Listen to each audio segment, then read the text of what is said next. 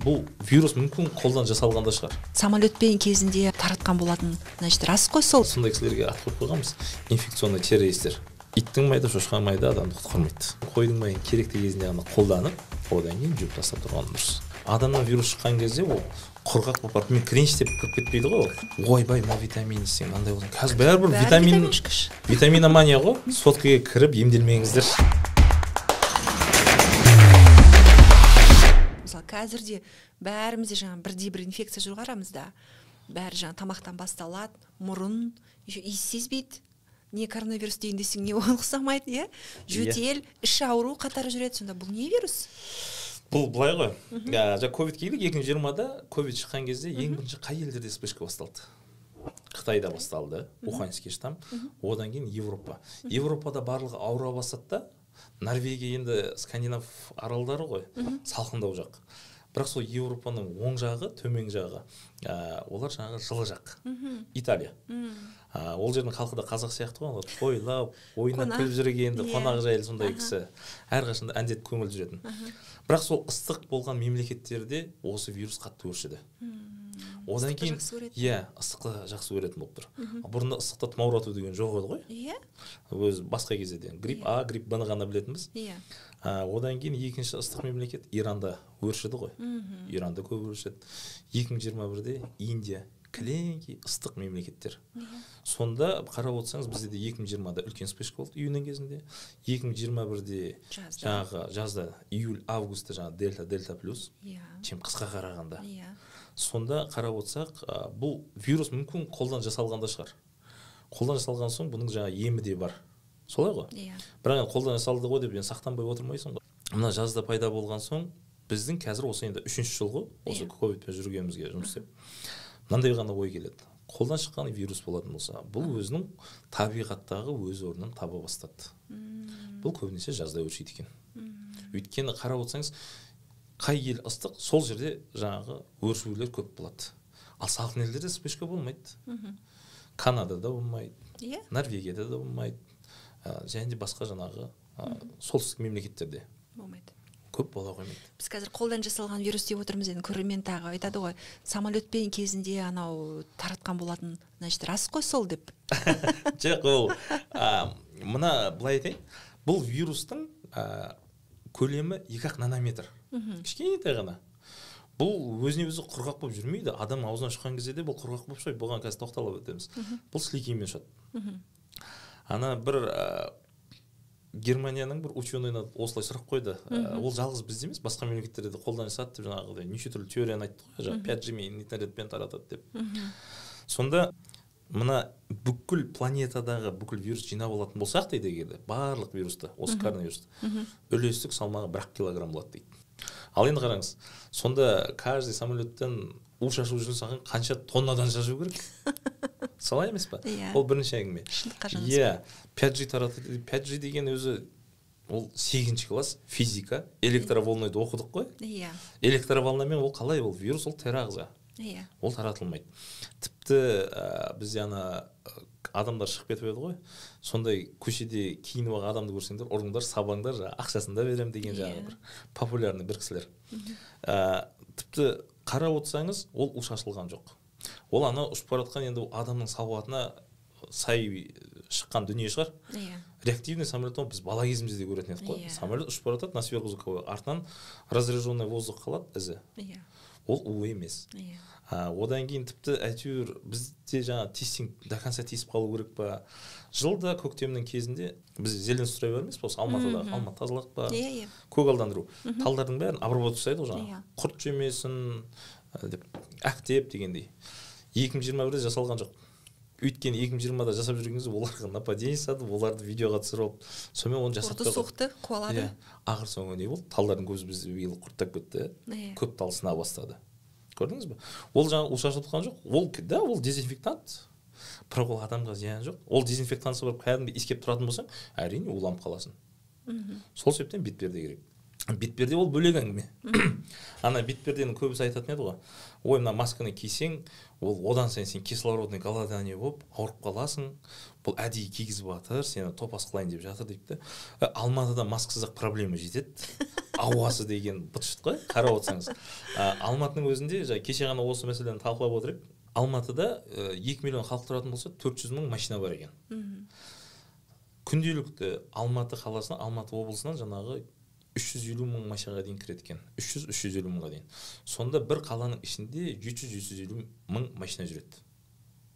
2020 жылы 2 ай ковид болған кезде жаңағы бәрі тест дейді ғой. Жаздың кезінде тест деген жоқ. Машиналар жоқ болған кезде қала деген шайдай ашық болды. Шайдай ашық болды. Кәдімгі ауа тазарып қалды. Тауымыз көрініп. Құстары келіп дегендей. Ал енді бізде мына қазір 750 мың машина жүрді. Қаншама түтін, выброс. Маска кимесең уже болмайды. Маска өткен сен түтін ұстап қалу. Өйткені осы түтін сенің өкпеңді құртады. Не себептен Алматы халқы өкпе ауруларымен көп ауырады. Ауа райы нашар емес. Ол жер әрқашанда қабын тұрған соң любой ауруға бейім боласың. Ал енді коронавируске оралатын болсақ, жаңағы маскаларға келетін болсақ, кәдімгі мынау көк маска бар ғой. Оны дұрыстап ішін жыртып ашып көретін болсаңыз, оның ішінде андай не бар, салфетка сияқты қағаз бар. Сыртқы беті, ішкі беті, оның ана су өткізбейтін пластик сияқты. Сонда адамның вирусының түріне келіп айтып жатырмын да, адамнан вирус шыққан кезде ол құрғақ болып барып, кіренш деп кіріп кетпейді ғой ол. Адам жөтелген кезде сілекеймен ұшады. Ана маска киіп жүрген кезде сілекейді ұстайды. Сілекей ол су. Ана маска сонда сырты су болған соң, сіз маска киіп жүрсеңіз, сырттан сілекей кисе, ана судан өтпейді. Өтетін болса да, ішіндегі салфеткаға впитываться етіп қалады. И ішкі жағындағы тағы суды тағы да өткізбейді. Сонда сіздің бетіңізге бір түш көріп қалса, вирус кірмейді емес, кіріп кетуі мүмкін. Бірақ 100 штук емес, 10 штук кіруі мүмкін, 90% неде қалып қалуы маскада. Сонда сіздің ағзаңызға неғұрлым аз мөлшерде кірсе, сіздің иммунитетіңіз онымен тез күресіп шығады ғой. Ана кейбіреулер модный маска киіп шыға бастады, тряпочный. Ол тряпочный масканың түк пайда жоқ. Ана сол кезде 2020-да Индияда бір қызық болды, бір миллионер алтынды тасқа істей беретін, жаңағы алтын алқалар, алтын неме бір көрсететін, жаңағы алтыннан көйлек тоқып алған өзіне. Сол өзіне алтын маска жасатып алды ғой. Соны жаңалықтардан көрсетеді. Ақыр соңында сол алтын маска киіп жүріп өліп қалды ковидтен. Көрдіңіз бе? Былай тағдырдың өзі бір қызық. Сол себептен ковид әрине қазіргі кездегі мутациясы болып жатыр. Жаңа ең барысы уханский штамм, итальянский штамм, дельта дедік, британский штамм, дельта плюс кетті. Осы 22-ші жылдың басында бізде омикрон шықты. Қазіргі кезде бізде басқа вирус шықты. Осы омикронның баласы десек те болады. Цербер деген. Цербер. Мына ғылыми жұмыстарда қазір қарап отырсаңыз, осы жайлы айтылады. Цербер деген. Бұл омикрон сияқты адамға жұғуы сұмдық енді. Тиіп кетсең жұқ кетеді. Бірақ қуанышты жағдайы, адамдарда бізде осы 2 жылдан бері қалай да болса әйтеуір иммунитетте ақпарат бар ғой. Сол себептен бұл цербер бізде қатты ауру туғызбайды. Сол себептен тұмау сияқты өтіп жатыр да.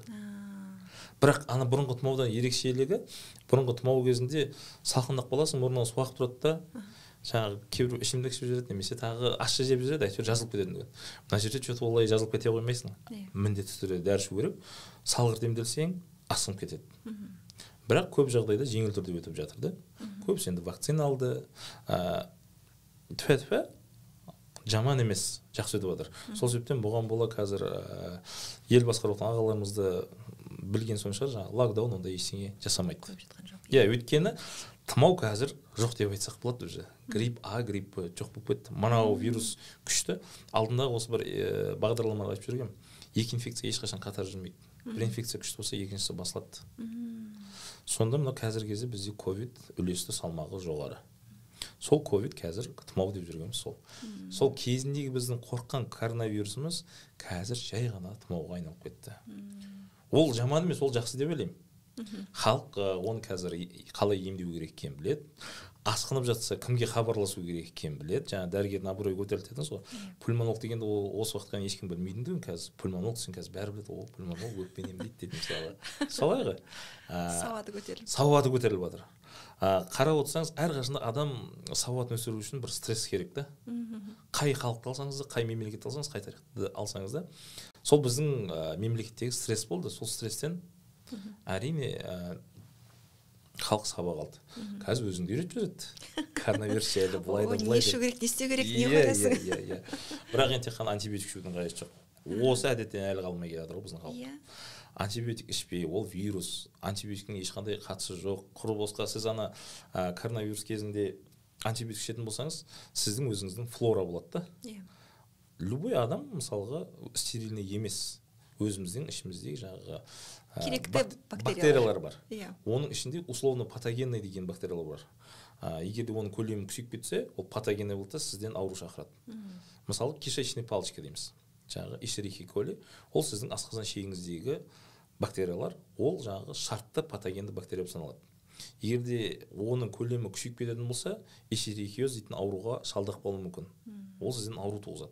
Ал енді сіз антибиотик ішкен кезде, мына неше түрлі бактериялар сіздің ағзаңызда баланста тұр ғой. Бір-бірінен асып кетпейді, бір-бірінен кішірейіп кетпейді. Сіз антибиотик ішкен кезде, әйтеуір популярный антибиотик аласыз, ішесіз. Сол кезде мына балансты бұзып жібересіз да, мынау басылып кеткен кезде мынау күшейіп кетеді, сіздің ауру туғызып жібереді. Ақыр соңында я вирус емес, вирусный бактериальный пневмония болып кетіп жатады да. Ол тіпті жаман. А вирусты, противовирусты дәрілермен емдеген дұрыс. Үй жағдайында мысал үшін қазір. Үй жағдайында егер де тұмауратып жатсаңыздар, ана қабынуға қарсы ибупрофенді ішіңіз. Ол противовоспалительный, сіздің иммунитетіңізді жаңағы атипиялық түрге айналдырмайды, адекватты ретінде қабынумен күресіп жатады. Вирусқа қарсы дәрілер бар. Ол дәрілерден адам көмек тиеді. Сосын әр дәріні сатып алған кезде ішінде қағаз болады ғой, аннотация. Соны оқып көрсеңіздер болады. Нақамыз жаңағы телефонға кіріп, аннотацияны сол жерден оқысаңыз да болады. Тек қана халыққа айтарым, мына қай камераға өтейін. Соткаға кіріп емделмеңіздер, себебі соткаға кіріп емделсеңіздер, оның емі түсініксіз болып кетеді. Өйткені әр адамда әртүрлі қабылдайды информацияны. Мына медициналық университетте оқып жүрген кезде синдром третьего курса дейтін ауру болатын тұғын. Синдром третьего курса деген менде сондай. Бірінші, екінші курста жалпылама сабақтарды өтесің, одан кейін үшінші курста клиникаға барасың ғой. Сен науқастарға барып, ауру тарихын жинайсың, соған диагноз қою керексің. Сол ана кісілерден жаңағы ауру тарихын жинаған, ана жерім ауырады, мына жерім ауырады деген кезде ананың ауруы сен өзінде де бар бола бастайды да жаңағы. Сонымен өзіңде сол дәріні ішейін ба деп мұғалім айтады, бәрі ауырып шығады ғой бүкіл группа. Бір ауырып шығады бәрі. Сөйтіп бәрібір рак болса рактау болады, өзінен жаңағы андай көп кездесе бермейтін аурулар болады ғой. Сондай ауруды да өзінен тауып алып жатады. Кейін оның бәрі қалады, соған дағдыланып үйреніп кеткеннен кейін. Уже өзіңнен ауру іздемейтін болып кетесің. Халықта да сондай ғой. Өйткені халық бір адаммен кездескен кезде, өйстіп ауырын айтып отқан кезде, менде де сондай. Үлкен кісілерден көп байқаймыз.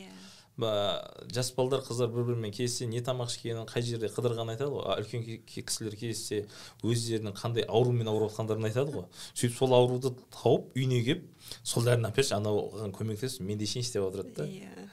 Міне сол әр нәрсені саналы түрде ойланып ішкен дұрыс. Былай айтады ғой, әр нәрсені аузыңа тыға берме дейді ғой. Ауызға тыға берудің қажеті жоқ. Дұрыс айтасыз.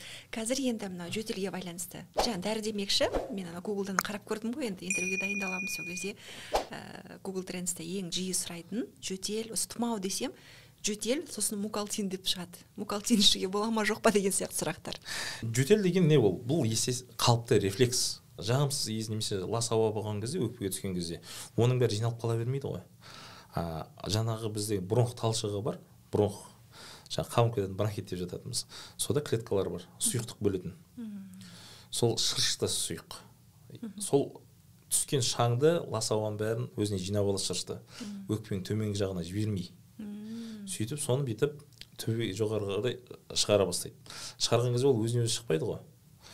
Көлемі ұлғайып кетсе жаңағы қақырықтың, ағза бір кедергі тұрған болады да, миден сигнал кіреді. Ананы шығарып тастау керек деп, сонымен жөтеледі. деп. Жөтеліп тастайды да, адам қақыр шығарып тастайды. Сонда лас күнде ол қалыпты жағдай. Ал егер де лас дүние көбейсе, қабыну жүре бастаса, адам жөтелі күшейе бастайды. Ал енді жаңа мукалтинге келейік. Мукалтиннен бөлек жаңағы аптекаға барсаң, неше түрлі дәріні сатып береді ол саған. Самый мықты профессорлар аптекада дәрі сататын адамдар ғой. Өздері ақылар. Ой, врачтарың білмейді, біз хотя бір адамды қасында емдеп көрмеген кісілер ғой. Олардың тіпті мамандығы да бөлек, санасы да бөлек дегендей. Содан ана сироп ішкен кезде де мукалтин ішкен кезде де бұл қақырықтың жаңағы сөлдің бөлінуін жақсартады. Мына мукалтинді ол ішкеннен зиян жоқ, бұл өйткені шөптік дәрі. Мукалтин ішетін болсаңыздар, қарапайым жағдайда кейбіреулер сорып ішеді, кейбіреуге қышқыл ұнамайды. Сол себептен бір бутылка суға 10 таблетка мукалтин салып қойыңыз да, араластырып, бір күні бойы жайымен ішіп отырсаңыз, сіздерге травяной сбор болады сол. Өйтіп ішуге болады. Бірақ енді ол жөтелді бірден баса қоймайды, өйткені жөтел тоқтамай жатса, мукалтин ішкен күннің өзінде де ол басқа нәрсеңде қаупі болып соғуы мүмкін. Сол себептен ол жаңағы пневмонияны мукалтин емдеп шықпайды.